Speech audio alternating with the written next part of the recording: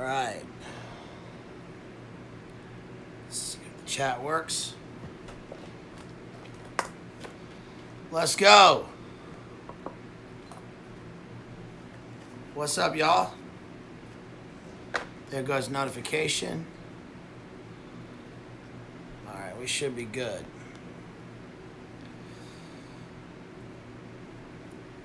All right. Yo, there he is. There's my boy. Yes, there's my homeboy. What's up? What's up, Jeff? All right, let's go, you guys. I'm going to go ahead and get started because I know this was a quick stream and we just sort of popped it on. So I'm going to go ahead and get started. Let me know if... Are we good? Is volume okay? Can you hear me? Give me a thumbs up if you can hear me so I can keep going here. Appreciate you, homeboy. Awesome. Thank you. What's up, Chris? What's going on? You guys hear me okay? Sweet. There's Maddie, Real Cooter Brown. All right, so today we are covering The Bottle Imp by Robert Louis Stevenson. Sweet. Thank you, Jeff. Today we're covering Robert Louis Stevenson, Bottle Imp. Short story from 1881. And this stream goes out to Kim. Shouts out to Kim for giving me a heads up on this short story. And, you know, this is one that pretty sure everybody's read this particular short story. It's Robert Louis Stevenson, you know, Scottish author, died when he was 44. And spent much of his time in the tropics. He actually died in Samoa. And... Thank you to everybody who's here right now. Thanks for dropping the links and everything. And I'm actually doing this on my phone, on Streamlabs on my phone. So bear with me. You know, we'll see what happens. And I found a lot of parallels, rereading this short story, The Bottled Imp. To first of all, I mistook it. I immediately thought of Edgar Allan Poe, and I was thinking, you know, in my mind, I was thinking this was the name of the post. Imps. What an imp is. The genie in the bottle, right? This is what it's about. The genie in the bottle, the jinn, the idea of genius. And we're also going to be going into Edgar Allan Poe's The Imp of the Obscure, and I'll be reading from Washington Irving's The Devil and Tom Walker. So, let's begin by talking about The Bottled Imp. Okay, so, and again, I'm actually doing this analysis just from off the top of my head here. And this particular one, I'll be looking at the text for Poe and Washington Irving. So what happens is, in The Bottled Imp by Robert Louis Stevenson, is, first of all, it's a short story. So what constitutes a short story? Well, a short story is, I've discussed this before when we did the Poe stream, etc. A short story is essentially, you know, probably the common reader or what have you will think, oh, this is it's a descriptive word for a story, but it's not. It's a genre of literature. And the short story is usually what constitutes a short story is anything that is less than 100 pages or fewer than 100 pages. And that's when it gets into novella and Roman and clef territory. And then you have a novel is essentially a longer piece of prose. But a short story is not just a short novel. A short novel is a short novel or a novella. A short story is a complete encapsulated body of prose work that is meant to be expressed or read in a finite space, as opposed to the extended length of the novel. Short stories can have chapters, but they usually don't. When we think of short stories, you know, there are many famous American short story writers, and this is something that really was pioneered by American authors. And, you know, many people may not know that we've talked, you know, pretty extensively on this channel about like what is literature, what constitutes literature, right? And the body of literature, the canon of literature. And we all know that for the most part, English, especially for the bulk of the period of English literature in the canon, we have verse. We have mainly verse work, right? We have works, we have poetic works in verse form, the best words in the best order, which are determined by the length of the line, right? But we don't really get the first novel. You know that the first novel is usually considered Miguel de Cervantes' Don Quixote, right? He was a contemporary. We're going to be covering Don Quixote in the near future, and that is usually considered the first novel. And it's interesting because Cervantes was contemporary with Shakespeare. They died. I don't want to say he wrote purely in verse, because there are prose passages within his work which are usually determined by the speaker. So, for instance, in Macbeth, we talk about how the language of the high, the language of the court, is usually verse, versus the comic relief especially in one of Shakespeare's four tragedies, which would be spoken by the porter. Immediately after Macbeth, kills Duncan, he goes downstairs, and then we have this comic relief scene. The comic relief, functions in a way where it gives the audience a break, right? And they sort of gauge their surroundings. They laugh a little bit. However, what's also to be noted is that in Shakespeare, the comic relief is oftentimes wise, spoken by a wise fool, right? Literally a sophomore. That's especially the case, obviously, in King Lear, which we're also going to cover soon. But all that is in contrast to Cervantes, who writes in prose. And prose now, is the obviously the popular medium, and serves one of the functions that it serves is essentially to be able to speak, extendedly, like straight from your mind, extended. I never use the word flow, by the way, when I'm talking about literature. I find that to be, I don't know, not pedantic, but a little bit elementary, maybe. When talking about the flow of literature, I always refer to it as continuity. There's nothing wrong with calling it that. That's fine. But the continuity of the structure of the narrative tends to sort of spool out in a long series of verbiage. So the first English novel is usually the first English novelist is Henry Fielding, and then we get Daniel Defoe with Robinson Crusoe. So it's interesting to note that, just consider the timeline, that prose, and especially the novel, didn't really hit the way it's popular now until well into the 19th century, right, with someone like Charles Dickens. And really, it's really purely almost a 20th century phenomenon, right?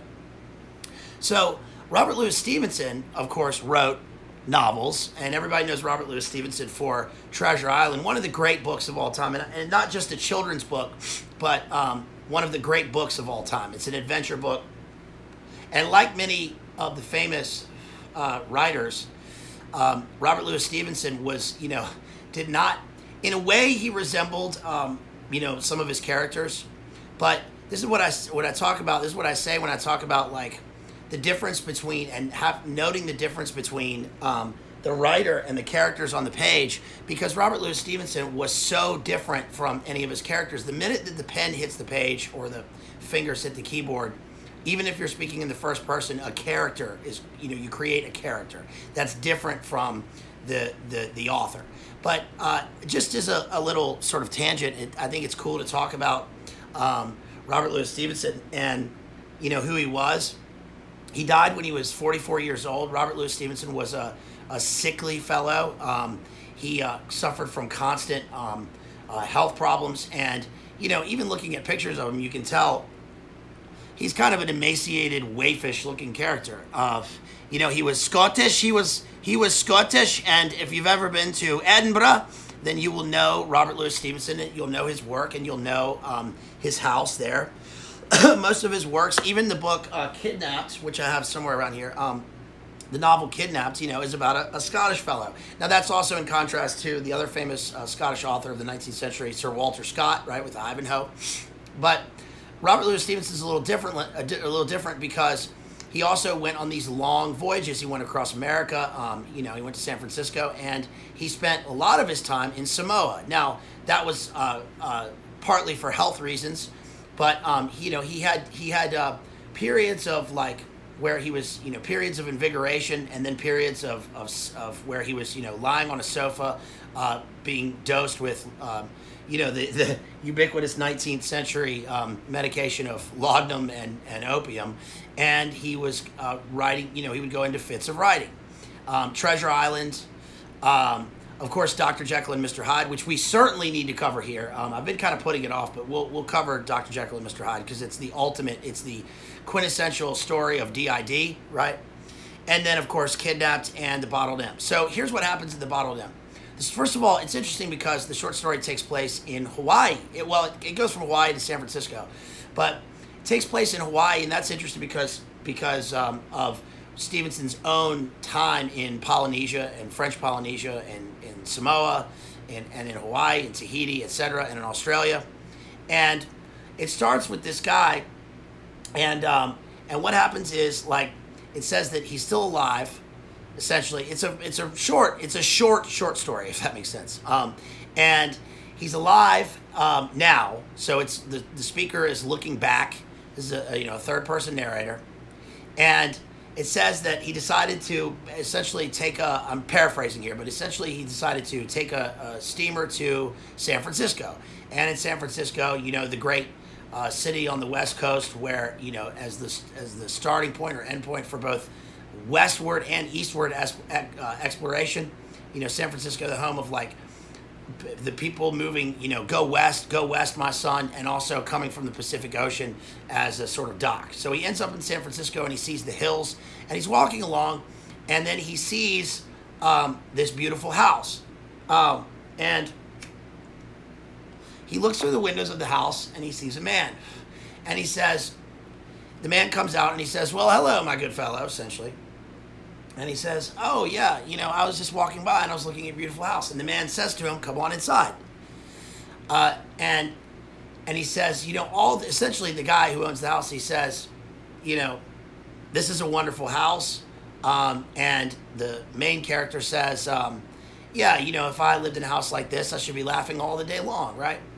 And the guy says, "Well, it's interesting you say that because you can have a house like this. You can have servants. You can have a house like this. You can have money. You can have everything you ever wanted." So what is this, guys? What's happening here? Well, this is a man reenacting the literal satanic. He's offering the satanic bargain, just as Satan does in the wilderness. Right, to Christ, and says, if you just, if you bow down and worship me, then all this will be yours. The cities of the world, the princes and principalities, all the riches. And Christ says, "Get thee behind me, Satan." Except this guy says, "I don't know about that." And the guy says, "You can have anything you want. You can have a house. You can have cities." It's important that he says cities or a city. All you have to do is take this. And he shows inspiration from the Brothers Grimm, and also from the Arabian Nights. But the difference here is that this is not an opaque lantern with a genie in the lantern. This is a glass bottle, right? A transparent. Actually, it's kind of translucent. And the glass serves, obviously, as both a mirror and a window. It's the looking glass, right? And it's also interesting to note that that's paralleled by when the speaker is outside the house and looks in through the windows. He's looking in through both into the house, right, into the mansion. Of course, this is not, he's looking into the mansion essentially of hell, right, because it appears to be beautiful and glittering and sparkly, this sort of Luciferian, temporal beauty, where everything about this short story is about slave to the passions, right? And he's also seeing his own reflection. And the guy essentially offers him a deal. The guy says, "Yes, Jeff is the Kang moderator. Shouts out to all my homies out there. And shouts out to Natesky. Shouts out to Jerry, the Kang moderator, the Kang mod. Shouts out to all my friends out there. Shouts out to ADH. Shouts out to Ellie, John B., everybody out there." So what happens is he says, "If you take this bottle, here's what you have to do. You have to buy it from me. Okay, and if you buy this bottle, all you have to do is make a wish." And he holds up the bottle, and in the bottle is an imp. An imp is essentially a little golem, a little familiar spirit, a little demon, okay, that lives in the bottle, right? These are like the little Satan helpers, okay, that are gonna grant you your wish, and they'll grant you anything you want, as much money as you want, a house you want. He says, this bottle belonged to Napoleon, right? This bottle belonged to Prester John. It's interesting he says Prester John because Does he say Prester John in the story, or was that an analysis that I read? I think it's in the story. Prester John, of course, was mentioned in one of the last streams we did, the one on Outremer and the Templars. Prester John is known as one of the richest men who ever lived. Of course, there's Prester John. There was not Cassius, but who was known as a great king of the East. And he says this belonged to them, and this can belong to you, and you can have anything you want. But here are the rules, right? You can't give it away. You can't try to destroy it because it will always appear again. You can't, and if you get rid of it, you have to sell it for less than you bought it for, is what the story hinges on, right? And so the guy says that he bought it for, I think the guy bought it for $50, or he's going to sell it for $50. And he says it's gone way down the line. It's passed through thousands of people. And now it comes, and now this watch, it was your father's birthright. There was no way he was going to let I can't finish the rest from Pulp Fiction. This watch. So he gives him this bottle. And the guy says, all right, I'll buy it. And the guy says, does he lend him the money? I think he lends him the money. And the guy buys it. And then what happens is he says, just to test it, wish for that $50 back. And then the guy says, wish for $50. Then he looks and there's $50 in his pocket. So it worked. But the catch is that if you die with it, you'll go to hell, he says. And also, if you are the last person to own it, right? If there's no money you can pay for it, if you're the person who bought it for 1 cent, right? Then you'll go to hell. So the guy, of course, he says, I don't want it, and then he buys it. So he buys the bottled imp, and then he tests it a number of ways. He goes into a shop, and he sells it for more than he bought it for, and then he walks out, and then the bottled imp appears, right? Because you have to sell it for less. He leaves it in the street, and he walks. You can't wish away your sin, right? You can't break the rules. You can't break the rules of your enslavement to temporal things and your passions, right? It's always going to follow you. It's always going to come back to you. And obviously, when we read this short story, we go, who, right? Are we buffering or are we good? It's basically, who in the world would buy this, right? Buffering. Are we good? Let me know when we're good again. Okay, thank you so much. Yeah, and you guys, we'll be good next week. Just before I go on, we'll be good next week with the connection. Everything's going to be good on the channel. I got some big things in the works. And also, speaking of that, we've got a few things in the works with our homies. We've got, we're going to have our homie Jerry, the Iceman, on our channel next week. We're going to be talking about some cool stuff. That's going to be sweet. And we're gonna have our homeboy TGF, the Green Feathers, who, by the way, will be streaming tonight at 7 o'clock with Emily. They'll be doing live painting, and we're gonna have TGF on here. We're gonna be talking about the history of Northern Ireland and the Troubles, and a couple books and movies. So that's gonna be a dope stream. It's gonna be really cool. And then also, of course, we have our homeboy West Lexicon Media at ACR, and we'll be doing a movie analysis. So we got some big things in the works, and we'll have a nice connection next week. So I apologize if we're buffering right now. It's not much I can do about it. I'm on my phone here.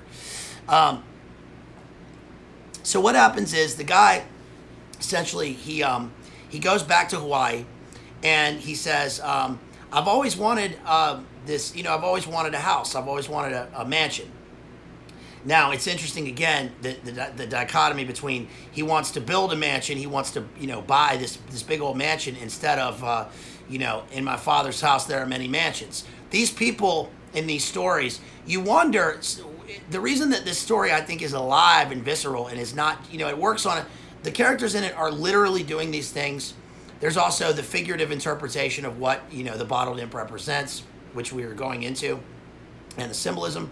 But it's allegorical in that, we read these stories and we think, who the fuck, excuse me, I know it's a Saturday, what, is this a weekday? I know it's a weekday afternoon, it's a family show, you guys, But we wonder who in the world would take this deal, right? Why would anybody take this deal? Why would anybody buy this thing? Why would anybody not realize you're selling your soul, right?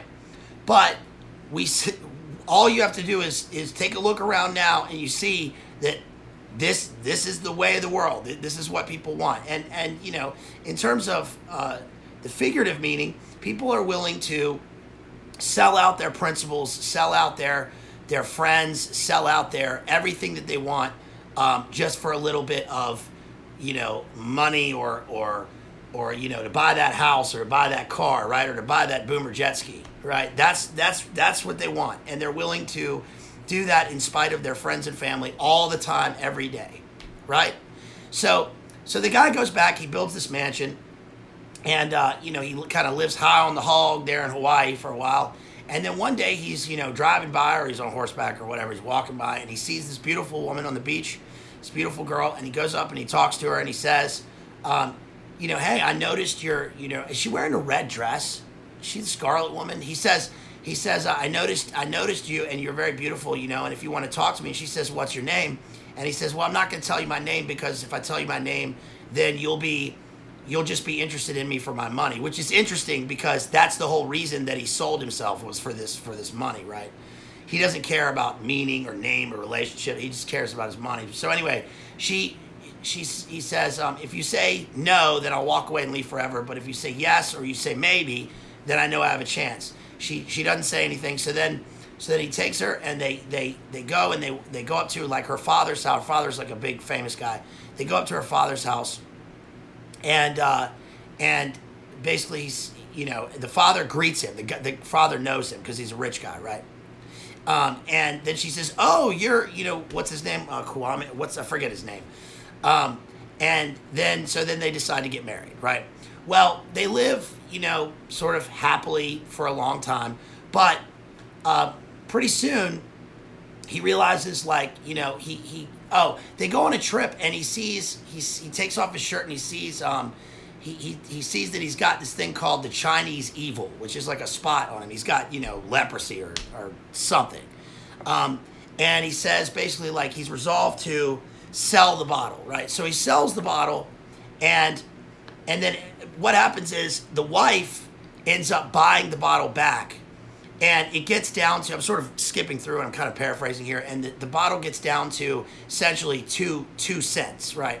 And we know that whoever's going to buy it next is going to be stuck with it and going to go to hell. And she buys it because she's willing, so in the story, she's willing to essentially have the bottle last, to sacrifice herself for her husband, so her husband won't have to go to hell. But then they decide, hey, you know, in France, they've got centimes, which is like a cent divided into 100. So they go to French Polynesia, and they sell the bottle. And short story short, you guys, they meet, like, they go and they meet, like, a drunk guy at a bar, and the guy buys it.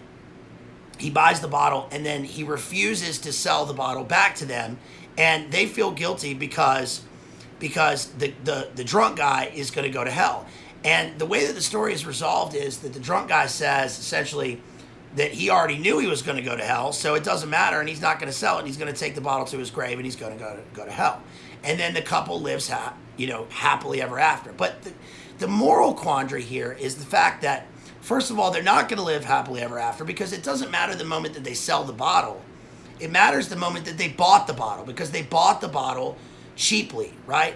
They didn't buy their salvation. They bought something that is gonna be with them forever, right? And that's the way that they achieved it. Another issue is that she says, like, that her husband never smiles. She's worried because her husband never smiles, and she wonders, like, why he's not happy. He was happy when he met her, and then he never smiles again. And it's because he knows that, number one, he's doomed to hell, and number two, he's got this disease, or he's got this spot, right? Essentially, he's got a black spot, like in Macbeth, right? Or he's got a black spot, like in shouts out to Crispy out there in the old country. You know, when you go to Ireland, you drive around on these what we Americans would, like, call golf cart paths, right? And and you see these signs that say, you know, black spot, and essentially, you know, that's a death spot. It's where somebody died, right? So anyway, the one of the other major issues in the short story is the paradox of essentially the hangman's paradox, right? Which is, this is the way it works. It's essentially that, like, a guy is condemned to you know, die for crimes that he committed by a judge, and the judge tells him, you're going to die next week, but you don't know what day it's going to be. And it's like, let's say it's a Friday. So the guy assumes, okay, well, he rules out Friday because the next Friday. He knows he's not going to die on a Friday because that's the last day that he's going to die, and he would be expecting it. So if he's expecting it, then he's not going to die. So then he rules out Thursday because he says, okay, well, it can't be Thursday because that's the last day that I would die, so it won't be Thursday. So it can't be Wednesday because I know that I would die Wednesday, and if I died after that, like I couldn't die after that, I would have to die on a Wednesday, right? And then on Wednesday at noon, the hangman arrives and executes him. And the guy is essentially this. It's when you have two competing things, right? Two opposites that don't on is just is bittersweet. It's true, because something can be bittersweet, right? It's bitter that you're leaving your loved one. You don't want to leave them, but it's also sweet in the sense that you got to spend time with them, and you possibly will get to see them again. So it's sweet, but the two emotions are commingled, right? So that's essentially what a paradox is, extended into literature and meaning in life. But what happens in this is essentially, in the story, sort of resembles the hangman's paradox because in the story, the guy knows that he can get the bottle, right? And he knows that he can always sell it on, because if he bought it for $50, he could sell it for $49 or whatever. But he also knows that there are rules, so he's going to go to hell or he can die with it. Yes, but while he's alive, he's not conscious of his death, because this guy lives in the moment, right? He lives completely in the moment, just like, you know, that in the fallen world. That's I guess what a lot of people do, right? They have no sense of the future, or they have no sense of, you know, I mean, that is what, you know, salvation cures, right? Is that, you know, all of this, and I'm not speaking in a Gnostic way. I'm not saying all this is like temporary, or, you know, that's what happens in this, except for the death is also a spiritual death. And so one of the other elements of the paradox is the fact that you know, he thinks he can buy happiness, and he does have happiness, but for the rest of the time, all he's focused on is continuing his happiness, and because of that, he is sad, he's melancholy, and he's forlorn. I mean, the bottle also, like, I would say a cheap interpretation of this, or a surface level interpretation, probably pretty, you know, it's pretty valid. The idea of the bottle is also, you know, alcoholism, for instance, right? It's that the alcoholic can be, you know, all of his cures and his ailments and his pains are cured by alcohol, right? He can drink himself, you know, into a stupor or into a sense of ecstasy or whatever. But it's always followed by oblivion and by the pain of the fact that he has to get drunk again the next time. He has to find solace in the bottle. I mean, it's the same with, you know, with drug addiction. It's like you you get this temporary sense of jouissance, right, of ecstasy and of bliss in life, and yet you're in pain because you're focusing on the next time that you can make that happen, and that's what leads to, you know, degradation and obliteration, and I think that those are like surface level interpretations of this, but the deeper meaning, right, is the sense that, you know, that the characters in this, they want life, they want love, they want somebody to love them, and yet, you know, they can never achieve that because they bought into this lie, they bought into this devil in this bottle.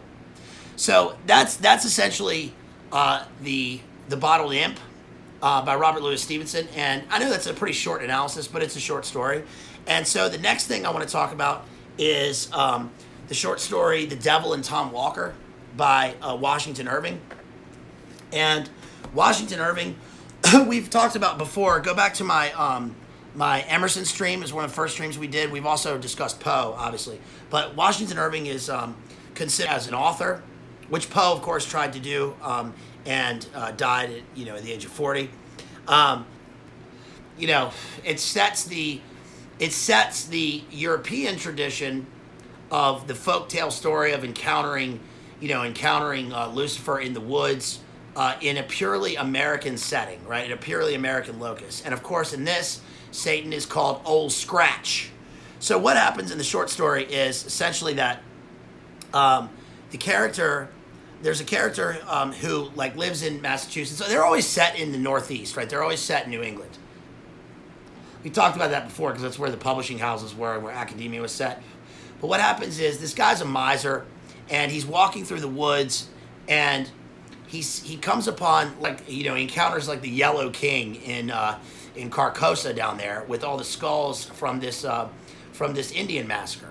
And that's interesting because if you live probably if you live anywhere in America, but especially if you live in the out west, you encounter this stuff all the time. But there's actually even a site there's not an Indian burial ground like in Poltergeist, but of Indian battles. And of course, Pocahontas is from VA where I am, and Powhatan. But anyway, he comes across this, and it's basically a death spot, right? And then he sees this man in black, or this black man. Now the man is black because he's covered in soot. Why is he covered in soot? Because he's Old Scratch, and he came right out from a hellmouth right out in the open. And basically Old Scratch tells him, hey, you can have anything you want as long as you sign this document, sell your soul. And so the guy says, okay, and he does it. And then what he does is he goes back and he's a usurer. He starts essentially a bank, and he starts loaning money at high interest rates and ruining people, right? And everybody in the town hates him because he's ruthless. He takes their homes, and all this stuff.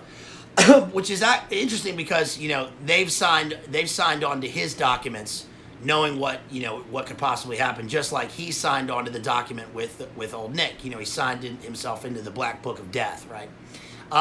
His wife actually goes out and she tries to confront Old Scratch, and then he goes out and he sees like a bunch of like pots and pans that she was carrying out in the woods, like up in the tree, and basically he's just taken her body and soul straight to hell.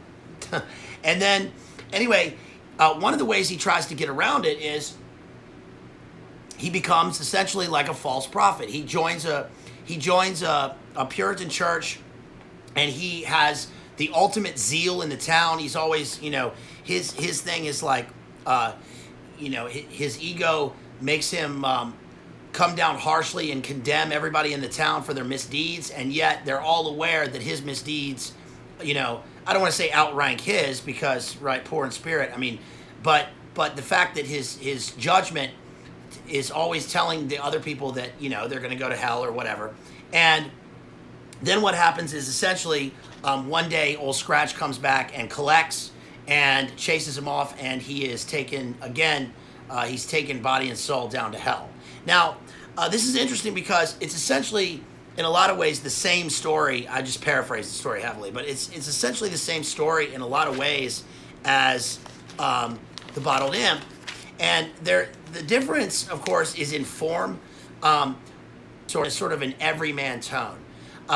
Washington Irving tries to speak in an everyman tone, except for his sort of intentions are slightly different because he also mixes in an archaic diction.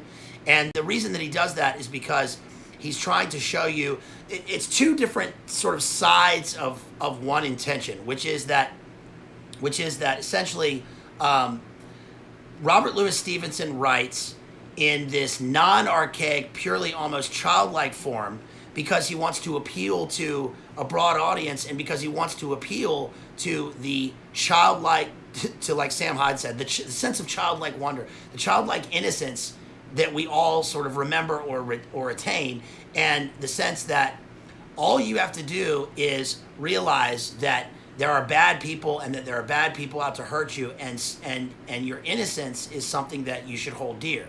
Whereas Washington Irving writes with an archaic diction because he's trying to show the ancient nature of the battle, right? The in the fallen world, and the fact that old Nick latches on to your insecurities and your avarice in order to appeal to your ego and to take you. And so, like, I just want to read one section from The Devil and Tom Walker here. It says, as Tom, that's the name of the main character here. It says, as Tom waxed old, however, he grew thoughtful. Having secured the good things of this world, he began to feel anxious about those of the next. Worked to cheat him out of the conditions. He became, therefore, all of a sudden, a violent churchgoer. He prayed loudly and strenuously, as if heaven were to be taken by force of lungs. Indeed, one might always tell when he had sinned most during the week by the clamor of his Sunday devotion.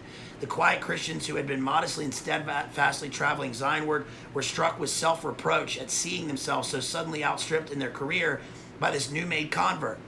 Tom was as rigid and religious as in money matters. He was a stern supervisor and censurer of his neighbors, and seemed to think every sin entered up to their account became a credit on his own side of the page. He even talked of the expediency of reviving the persecution of Quakers and Anabaptists. In a word, Tom's zeal became as notorious as his riches. Still, in spite of all this strenuous attention to forms, Tom had a lurking dread that the devil, after all, would have his due, that he might not be taken unawares. Therefore, it is said he always carried a small Bible in his coat pocket. He also had a great folio Bible on his counting house desk and would frequently be found reading it when people call on business. On such occasions, he would lay his green spectacles in the book to mark the place while he turned round to drive some usurious bargain. In other words, this guy is a hypocrite, right? And he lets everybody know, right? He lets everybody know what he's doing. And especially, I found especially significant was the part about outstripped in their career by his new-made convert. Basically, that this is a guy, and this is what we see, I mean, look, this isn't judgment, obviously, but this is, we probably all do this in a sense, but the fact that, and we're just analyzing literature here, but the fact that, people, the people that we know and love, right, are the people who are generous in spirit, right? The people who, like, remember your name, or remember your birthday, or remember the good deeds that you did, or they just remember you as a person. They value you and they love you, right? For no reason, right? For no reason other than just love. And when we see our friends, succeed, those are the people that, like, want to uplift those around them, right? They want to bring those up. And then there are also the people who want to lift themselves up by smashing down on the faces of the people that they love, right? They want to lift themselves up by stamping the boot in the face of, like in 1984, right? A boot stamping on a face forever, so that you can stand above the crowd. I mean, this is that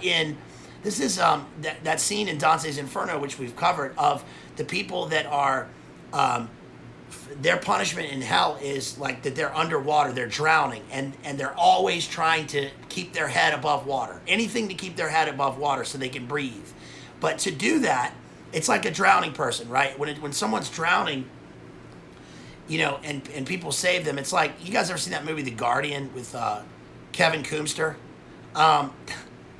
There's a scene where, like, he drops into the water, he's in the Coast Guard or whatever, and he drops into the water, and the husband and the wife are drowning, and he tries to put the wife in the little basket thing that the helicopter's going to lift out of the water, and the husband tries to throw her out because he's panicking. He tries to throw her out of it and lift himself up, and he says, "No, let your wife go first." And the guy says, the guy's panicking. He's like sort of, he's in panic mode. He's in flight mode, and Kevin Costner punches him in the nose. Right, he breaks his nose and stuns the guy.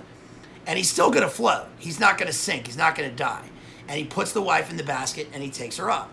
And then he puts the husband in the basket. And then when they get in the helicopter, the husband says, I'm so sorry. I didn't mean to." And it's like, yes, he was out of control at that moment, but and had this sort of, that was his instinctual drive, but that speaks to who he was as a person, his character and his soul, right?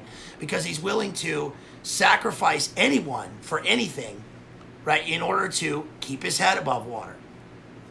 The other work that I want to cover here is, just briefly, it's a pretty brief work, is Edgar Allan Poe's The Imp of the Obscure. And this is an interesting work because thank you all for being here with me on this short stream. It's a little day stream. We do a little day stream. It's called We Do a Little Day Streaming.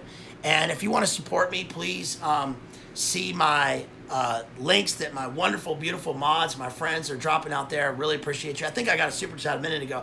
Afternoon. You know, it's been so cool around here all summer, but wow, today you walk outside. Whoa! Dang, that humidity is boiling, right? Drop an egg on the sidewalk. Have y'all ever done that before?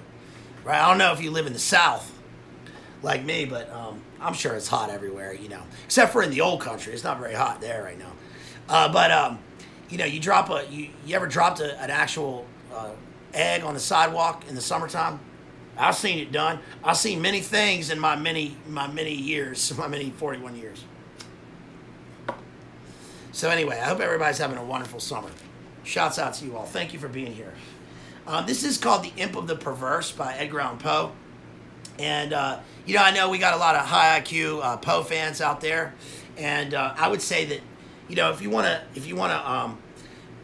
see Poe, you want to know Poe. Of course, you know, the Baltimore Ravens kind of stole Poe from us here in Virginia because, you know, the Baltimore Ravens are named after the Raven by Poe. And, you know, and Poe spent a lot of time in Baltimore and, of course, in Boston. But he is a Virginia fellow. He is a purely Virginia fellow. And if you want to get a good copy of Poe, well, first of all, you can go to the Poe Museum in Virginia, which is pretty cool. And then also, I would get this edition of the complete works of Poe. It's pretty good. But anyway, moving on from there, The Imp of the Perverse is a pretty brief short story. I mean, the actual narrative only takes up a didactic essay on the nature of comedy night in Nashville there. Live for a second. You guys, yeah, day streaming is way better than day tripping. Shouts out to Slowboy Whiteboard, Kristen, our bass sister out there, our homegirl.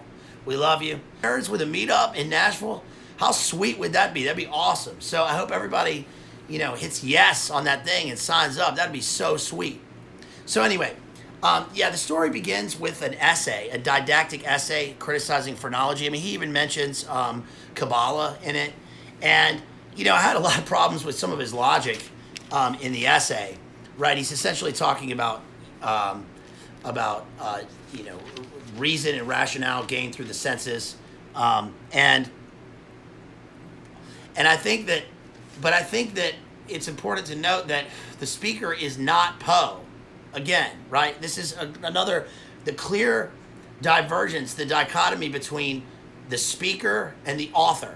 Because what happens is, as he's talking, he mentions this thing called the Imp of the Perverse, which is the Imp of the Perverse is essentially the conscience. It's the worm that lives inside your mind that tells you, you know, your deeds. And he compares it to genius in the Arabian Nights. Now, of course, what is genius, right? Well, genius is actually a Roman concept. I think it's a Roman concept around the time of Augustus. And essentially what it means is that there is an outside influence, right, that speaks to your ear, kind of like the muse in, you know, in the Roman mythological sense, speaks to your ear and sort of it provides you with inspiration. Now, of course, we think of inspiration as inspiration is, right, when God creates Adam, right, and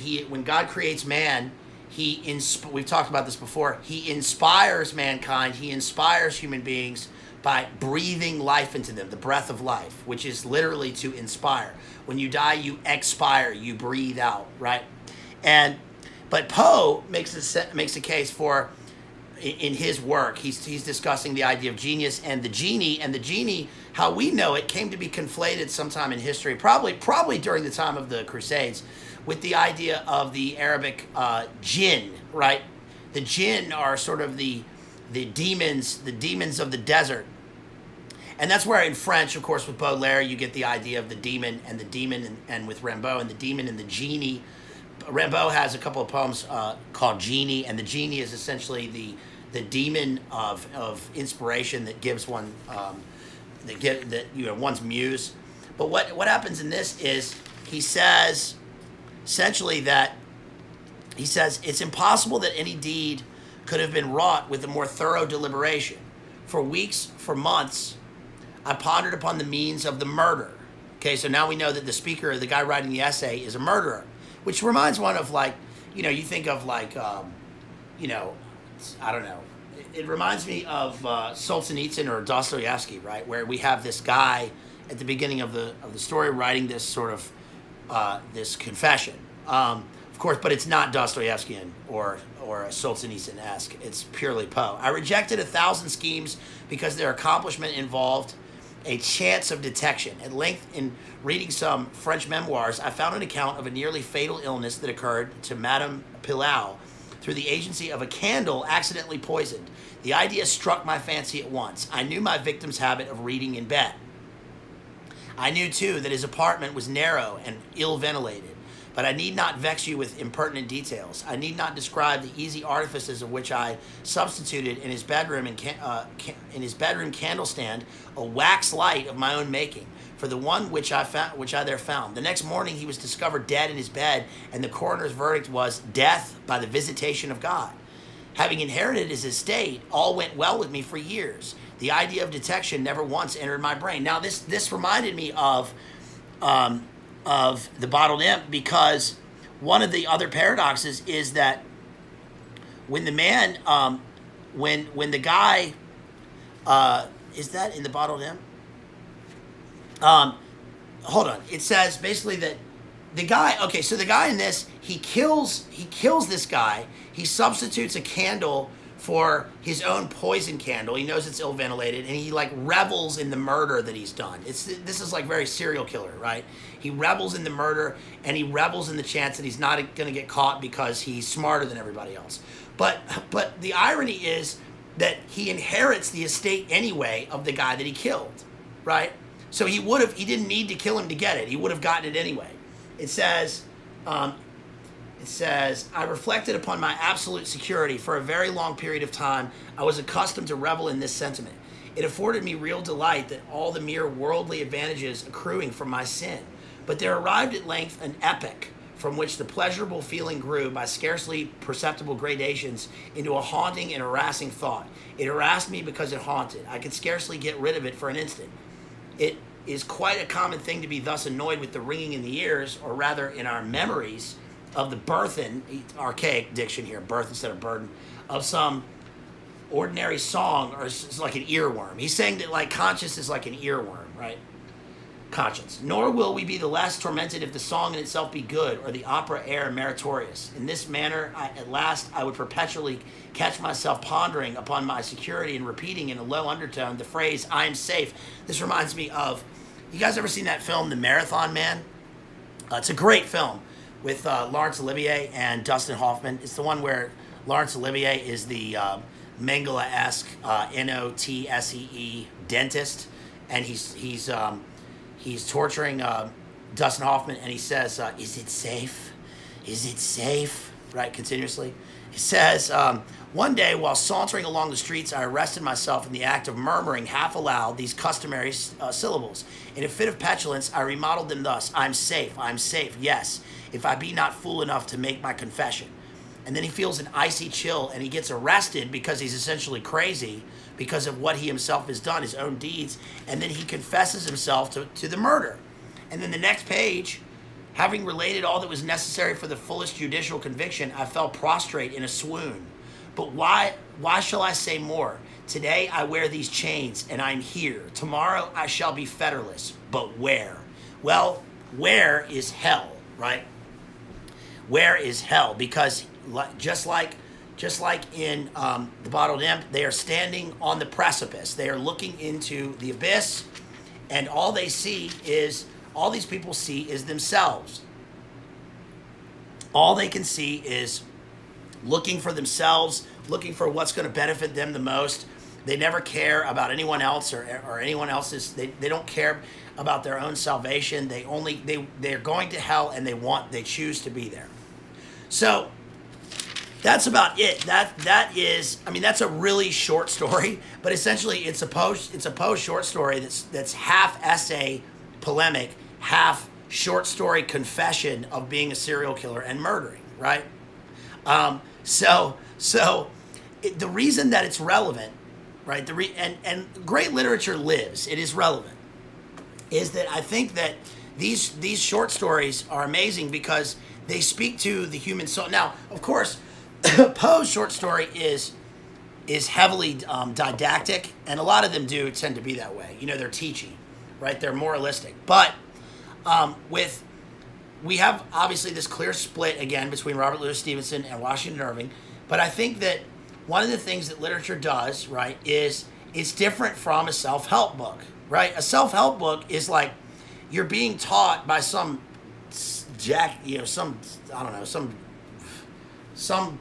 nice fella, right, or lady, who is, giving you advice about how to do things in the world, but they're not grounded in anything.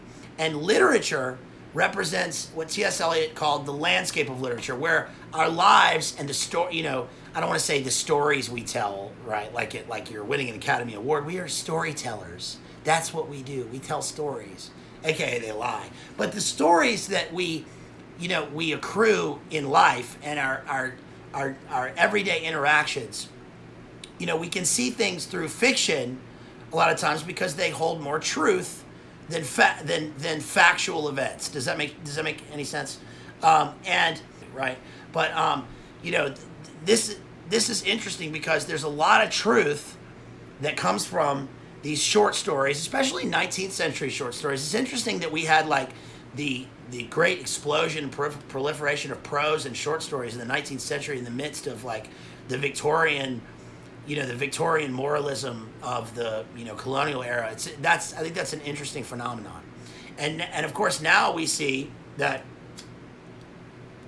the didacticism and the as long as you're a good person, right, has been completely degraded, right? The empire is imploding. Everything is falling away from the inside. And one only need to look at, where many people go for their life advice, right? Which is like, the Boomer News or the heavily produced, Holly Weird Productions or the or advertising, right? Soliloquy in Dr. Faustus, right? Ah, Faustus, now hast thou but one bare hour to live, and then thou must be damned perpetually, right? So let's see. Jet says, JD thinking of organizing a book event in Nashville, Crispy. Yes, Crispy, come on now. We want to see, well, of course, no, I can't blame you because I think you've got to get a stabby to kind of come into this country. We don't want you to do that. But, we'll see review coming up this week, y'all. If you're not there, what are you even doing? Jerry will be on with the Meme Kang Jim Bob, made by Jim Bob. So that's going to be pretty sweet, right? Jerry has ascended Starseed style into the 33rd dimension. And he is ascending, bro. He is ascending. That's going to be sweet. Shouts out to all of our friends out there. Shouts out to Coteezy, Cotel, DPH, David Patrick Harry did a great stream last night on memetics and memes, which he is an expert in. He's done many streams on that, so that's pretty cool. I don't know what else we got going on today, you guys. I don't know if we have any other streams today, but we look forward to it. Should I check out the super chat? No. All right, I got to move the camera. So if it's weird, if something happens weird, then, or if we cut out, then don't blame me, and I'll give you your shouts out on the next stream. But hopefully I'll be able to see this. Let's see. Yeah, shouts out to Rachel for that $10. Appreciate you. Shouts out to Jeremiah Grossman for that super chat. That was awesome. Thank you so much. Yep. And let's see. Hold on, you guys. If we cut out, just bear with me, okay? I'm trying to give you the proper shouts out. Hold on, just 1 second. Yeah, shouts out to Nick at the Green Feathers. Shouts out to you for that super chat. Thank you so much. Yeah, I don't know if it cut out or not, you guys, because again, I'm on my phone here, trying to do double duty here. So shouts out to Rachel, Jeremiah Grossman, and to Nick at the Green Feathers for those super chats. Really appreciate y'all. I love y'all. And Thank you to everybody for supporting me. If you're watching, don't forget you can always support me on Cash App, Venmo, or PayPal at any time. And I'll give you all shouts out again on the next stream when we come back next week, and we've got way better equipment and we've got better connection, and everything's gonna be cool. So thank y'all. I appreciate y'all. I guess that's about it, y'all. I will see you on the flip, as Burma says. So thank you so much, y'all. I love y'all. Peace.